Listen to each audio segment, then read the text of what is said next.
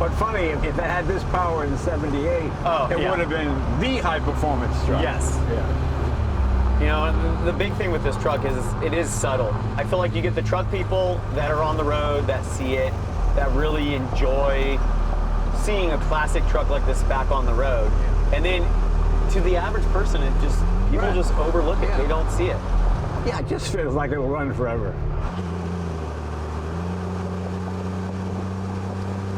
Welcome to an episode of Jay and Lo's Garage, a car featuring today 1978 Chevrolet C30. I think it's safe to say heavily modified, but very tastefully done for practical purposes. You know, sometimes people take trucks and they're not trucks anymore. They're show cars, whatever. This is a really cool vehicle that you can drive and use every day. Well, let's meet the gentleman that built it, Sean Ramage from Empire Fabrication. You guys are local, Bakersfield, right? No, we're actually in Ventura. Oh, Ventura, The owner of the truck is in Bakersfield. Oh, I see, okay. Well, just a beautiful, beautiful job. Thank you. Very, very nice. And you've literally changed everything, haven't you? But I still recognize it as a C30, which is what I like. I hate it when things are so modified. I can't tell what they've done. And you've converted it to diesel. Was it a diesel originally? This one was not. This was a gas engine, and we swapped in a 24 valve Cummins into it with a 6-speed Allison transmission. Now, interesting, why the choice of diesel? So the use case for this truck, for the owner, is he's also building a two-wheel drive, standard cab, short bed show truck. The plan is to tow it with this one. Oh, I see, okay. So this is going to be his tow rig. Oh, okay. Well, that's what I mean. It's practical. You can actually use it for its intended purpose. And it was always a dually? It was always a dually. And what motor did it have? Originally, this had a 454. Okay, wow. With a turbo 400 transmission. Why the choice of diesel? More torque, better mileage? More torque, well, all of the above. The 454 towing with it, you're averaging like 5 miles a gallon. This motor, it's a reman motor, but it's a stock motor. It's got some tasteful things done to it. It's got banks equipped, like high ram and hot side turbo. And it's producing around like 260-ish horsepower, but like 350 torque. Right. So the mileage that we've estimated with the car so far is around 20. This is a 6-speed Allison. Was the Allison usually mated to that motor? It wasn't. So there's an adapter kit that we got with it, and then we have a standalone controller controlling the Allison for this. Okay. But in my opinion, it's one of the best transmissions you can put behind a Cummins. Yeah, well, I'm a big Allison fan. We use them on everything we have here.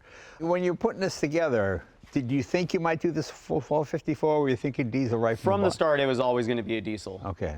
We decided to go with the Cummins. We had one in the shop, and we ended up using that one. And then we decided we wanted it automatic, but the Dodge automatic transmissions just can't hold up. So that's when we decided to go with the Allison. And is a diesel an easier swap or more complicated?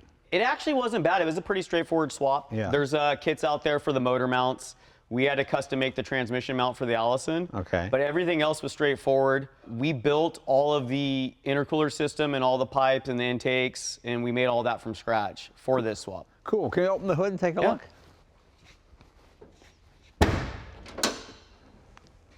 Boy, it's a big truck. Really how wide it is, too. Look at that. Boy, what a nice clean installation that is. Look at that. Is that the original Dual Master? It is the original Hydro Boost system for it. The motor, like I said, is stock. We took the original valve cover, and we shaved all the writing off of it and then rebrushed it for a cleaner look. Banks, we got the Banks Monster Ram and then the Banks hot side on the turbo, stock cold side on the turbo. Right. And then we did a water to air intercooler, which is on your side, and we made the water box for it. We made the intercooler for it, and then did all the plumbing on this car. And 2 batteries.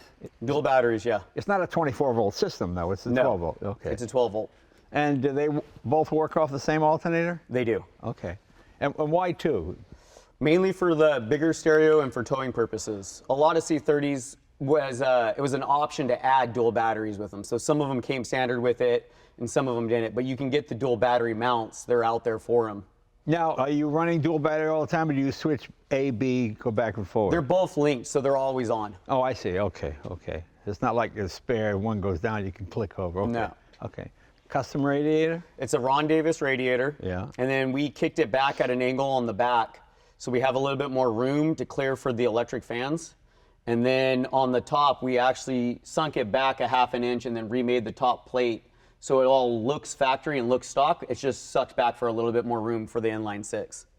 And the owner uses this. This is not the show truck. This could be the show truck. Well, he shows it, but he uses it. Right, okay. Because he picked it up from us in Ventura, drove from from here to Ventura, from Bakersfield to Arizona for a car show, and then drove it back in the rain that following weekend. Oh, great. So he puts miles on the truck.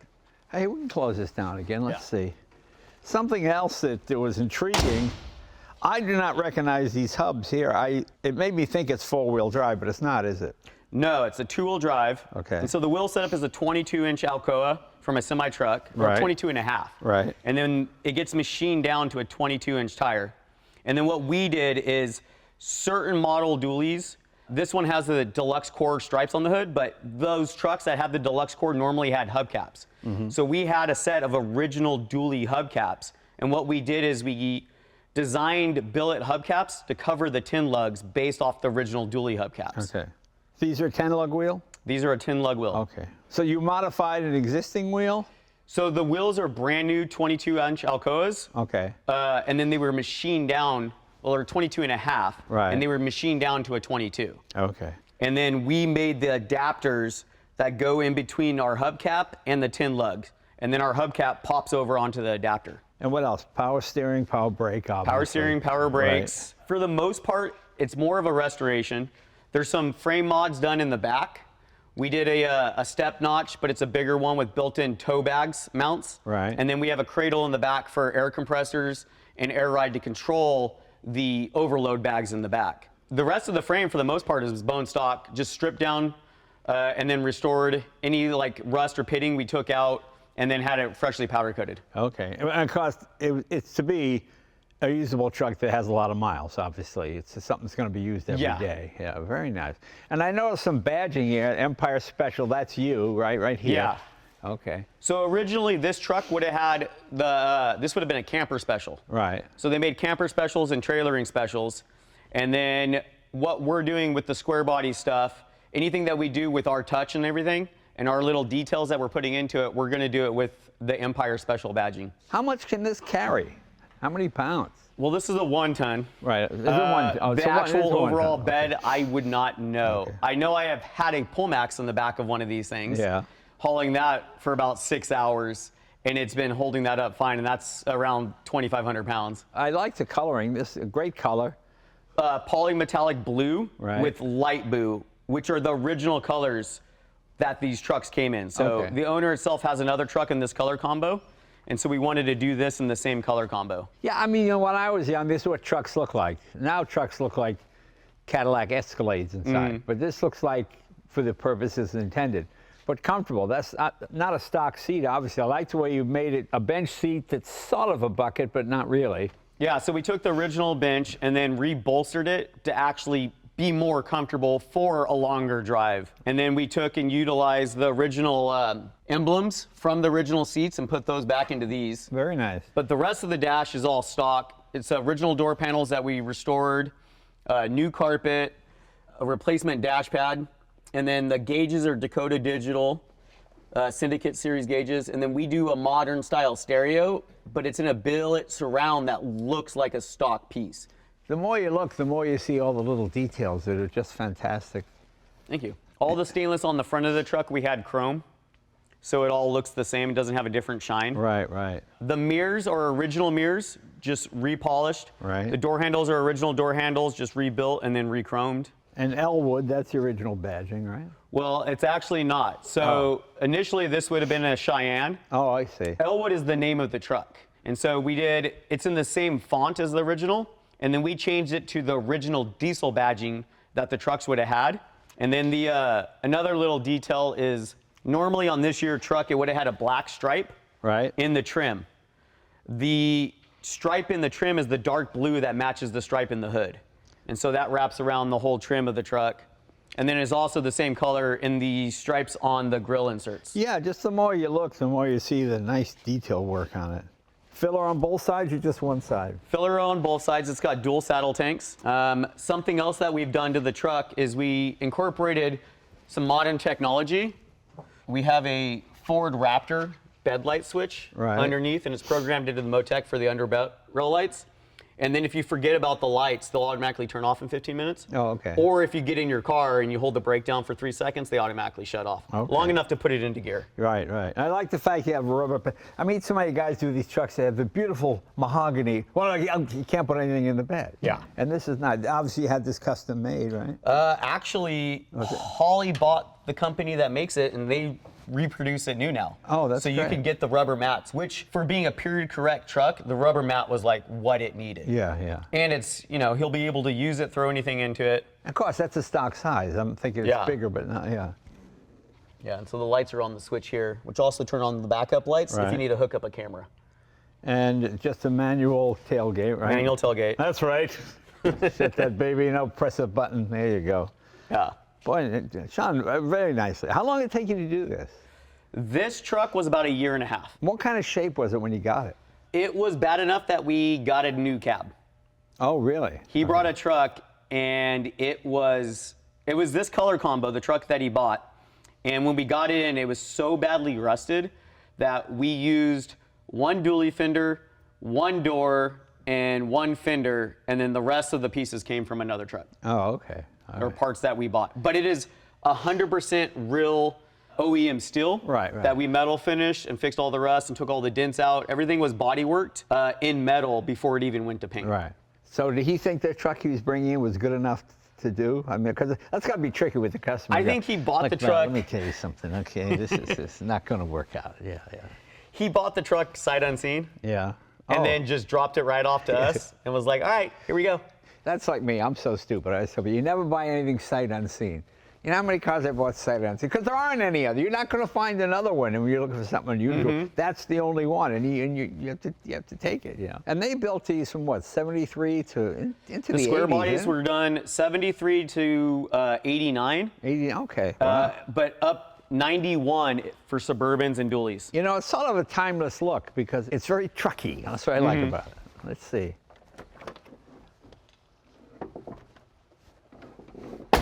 Boy, it sounds solid. Is that a new old stock wheel? New, it's the original steering wheel restored. Oh, okay, boy, nice. Can we take it for a ride? Absolutely. And we'll get 20 miles per gallon doing it. Feel like we should be playing Eastbound and Down in this thing.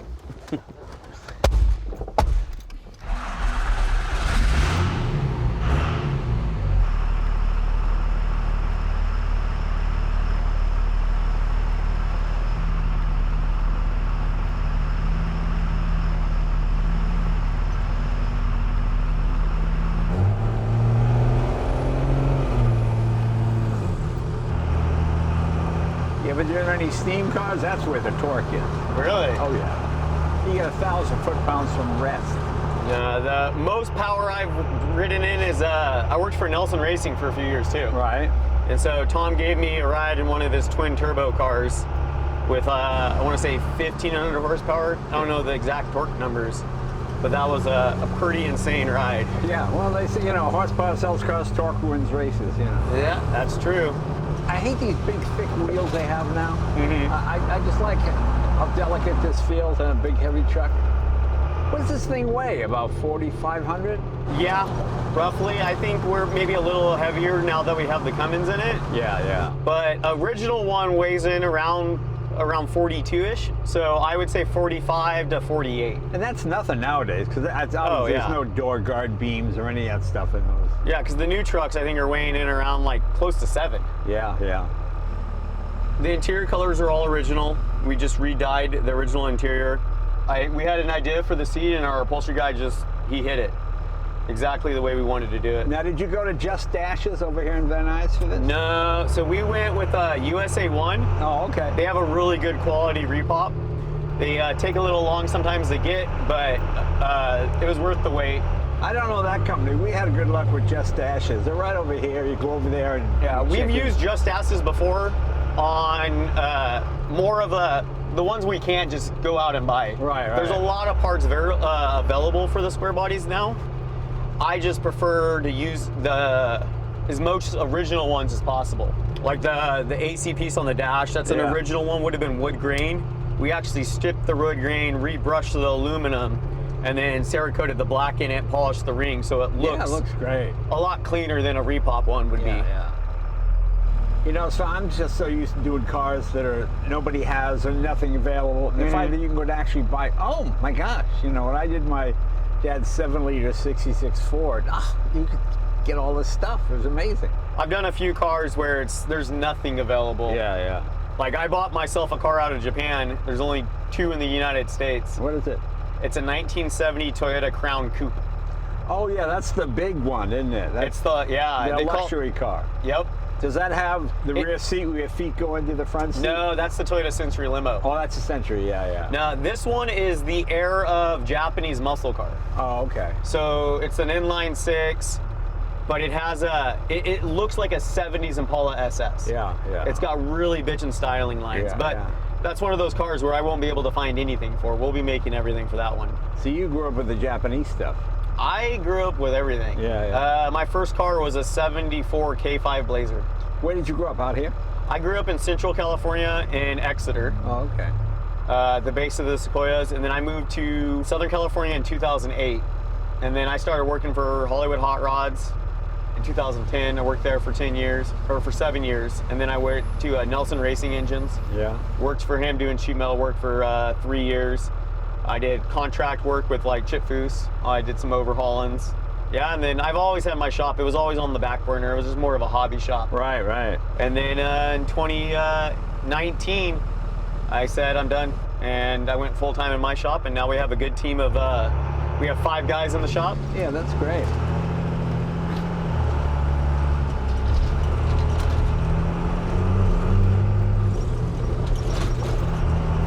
It's so funny you can get 6-10 speeds in a truck now. Oh, it's great. Yeah, I mean, that always boggles my mind. I really love the Allison with this combo because it shifts really good. It did have a problem climbing like the grapevine. Right. But in the ashtray, we could swap it down into drive mode, and then it's you can manually gear select. Oh, okay. So when you're up on the grapevine or you're towing a load and you're hunting for a gear, you could swap it down into a manual mode, and then you can manually select your gear you want. Oh, that's great. You ever thinking of making a tonneau cover bed for that? Tahoe? Yeah. We have thought about it, but I think for the use, just being able to throw something into the back. You actually get better mileage. Really? Well, yeah, because that tailgate, you got an air brake. And with the tonneau cover, or tonneau, however you say it, it really does. I've read stories about that. Plus, you can't park with anything in the back. That's true. And you can just put so many miles on this motor, can't you? It's just crazy what they're doing. This motor will, I mean, they claim, 500,000 is just barely breaking it in. Right, exactly. I mean, the owner's had it for a little over a year. He does use it a lot, but he's not daily driving it. He uses it on the weekends.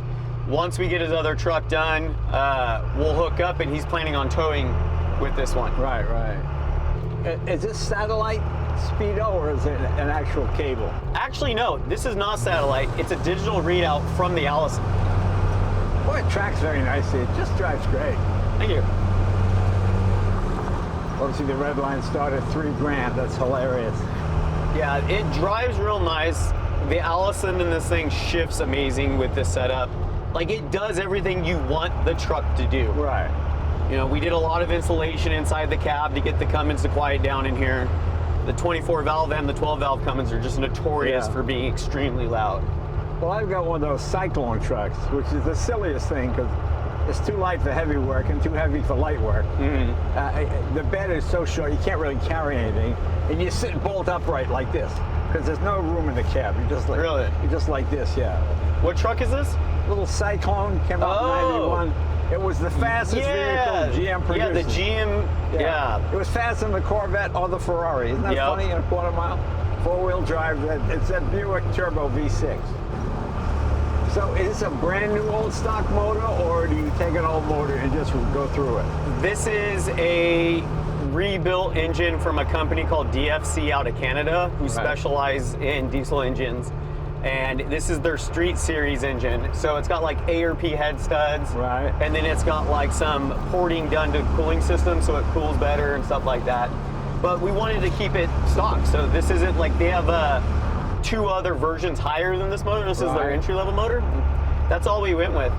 So in California, there's no problem bringing remanufactured diesel, because I know a lot of times when these things go to the wrecking yard, they've got to puncture the block, put a hole through the block to keep somebody from reusing the engine and not polluting. Did you know that? I did not know that. Yeah, like most of the small block Chevys and whatnot, they punch a hole in the block so it can't be reused. So under my understanding is you are allowed to, you could do any motor swap as long as the motor came from, if you're swapping into a truck, the motor had to come from a truck. Yeah. And the motor had to be newer than the truck you were putting it into. So even though this is 79, I could have put a 80 motor into it. So we put an 89 or an 80, a 98. And they actually check that, huh? They will. When you go to the ref, they'll look at the motor documents, they'll look at the computer. They'll make sure you have a California computer. All right. Yeah, because certain cars had, they had other computers, and then certain ones had California emission computers. Right. And they were tuned differently. So if you're doing a motor swap and you're using the original computer, you got to make sure you have the California computer. Hey. But you just, once you do the swap, you just go to the bar, schedule an appointment. Right. They'll ref the truck, make sure it has all the smog equipment that the truck came with in 98. And as long as it has all of that stuff still on it, you're good to go. There must be people hunting junkyards, because I remember the old day, you just throw that smog stuff away. Just get rid of it, just throw it away. Well, the ones that we've all done, we buy a donor truck. Right. And then that way we get everything from the truck. Right. So is most of your business the ground up restoration, or do you have people want a light modification? Can you do this, can you do that? Or Yeah, so the bulk of it is we have, currently in the shop we have 4 full builds. And then we also have 1 car that is just sheet metal work only. Right. And then the owner's taking care of the rest. And then we get, occasionally we'll have like a job where we just get a car in, we'll do an engine bay, we'll do, new bed panels, or we'll shape a fender for somebody that they can't buy one.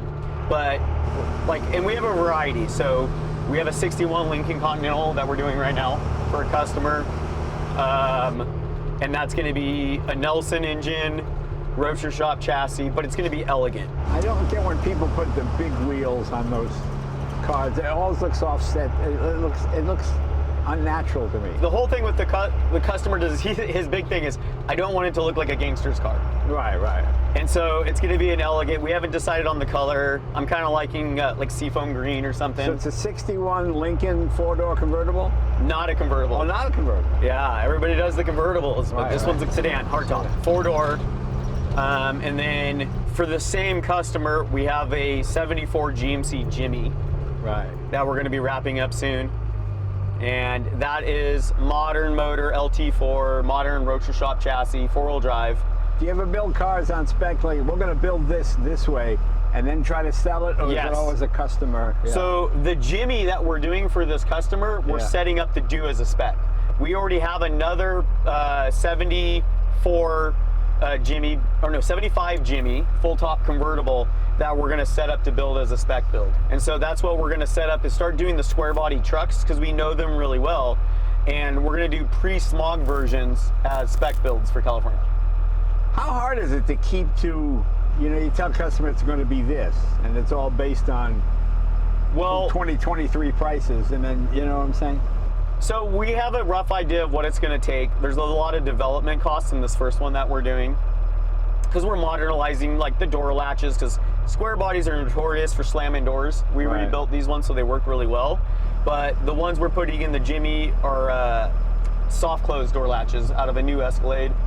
And then we're integrating like modern technology. It's going to be running on Motex so that we can program like fail-safe. So like if the top is off, you won't be able to roll the back window up and stuff like that. But we have a rough idea of what it's going to cost, and to repeat it, there's going to be an inflation every year just because our cost on parts. Right. But we'll be able to keep it within a certain balance. Like, hey, this is where it's going to start at. If you want to go, this level, because you have these 3 motor options, and those are the only motor options we're going to do. because if you go to something else, it opens up a big can of worms and Right. development, and then you're spending a ton of money with all the R&D all over again. Yeah, because I know a lot of friends that build cars, and they're all pretty honest, but people don't understand.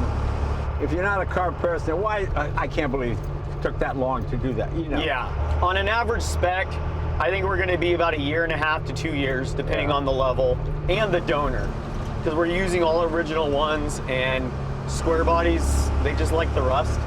But we know where all the rust spots are, and Would you ever do a stock restoration? yes. Oh, okay. So I did a Alfa Romero GTV, Oh, okay. Very nice. and that was stock restoration. Oh, okay. All the original metalwork. What year was that? Oh man, it's the step nose version. I don't know the exact year. Yeah. I know it's the GTV with the step nose, but we only did the metalwork for that customer. Yeah. And then he took it and he's doing the rest of the mechanical and stuff like that. Gas gauge hasn't moved. There you go. Like I said, If this is a Hellcat, it'd be on empty. if it was the stock motor, it'd be on empty. Yeah. I would have had to fill up once I got here. Yeah, I mean, it's amazing. This in the front, drums in the back? Disc in the back too. Oh, disc, okay. Yeah, so we've upgraded the back to Right. disc. Whose brakes do you use?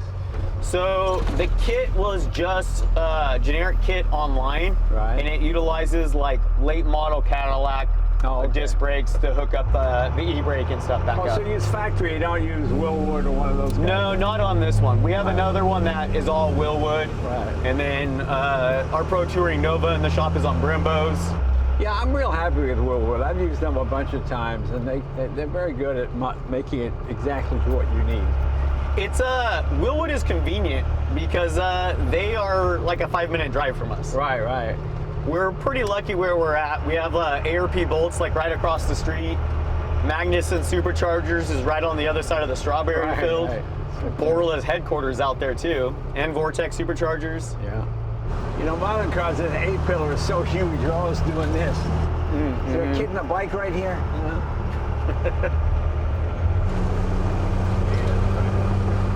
This truck, it's not a performance truck. Right. You know, we didn't build it with a high horsepower motor.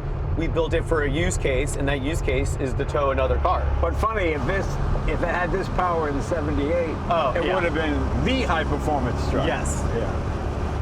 No, that's what I like. Sensible modifications that look good. You can actually use.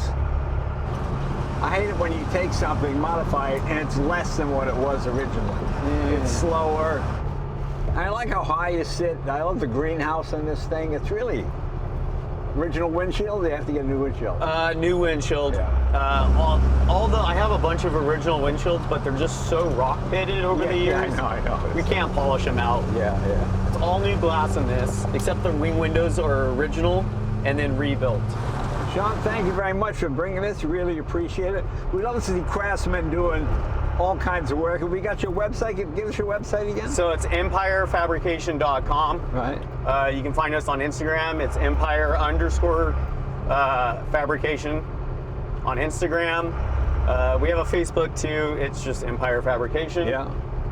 But If anybody has any questions, they can go there and if check out anybody has any videos. questions, they can email us on the website. Yeah, the website we're updating currently right now. It's a lot of the build albums. Elwood's build album is on there, along with 2 other cars that are on there right now. And then we have a lot of our current builds are getting updated albums too. Cool. Well, Sean, thank you very much, my friend. Thank you. Nice. Very nice. 20 miles per gallon. How cool is that? See you guys next week.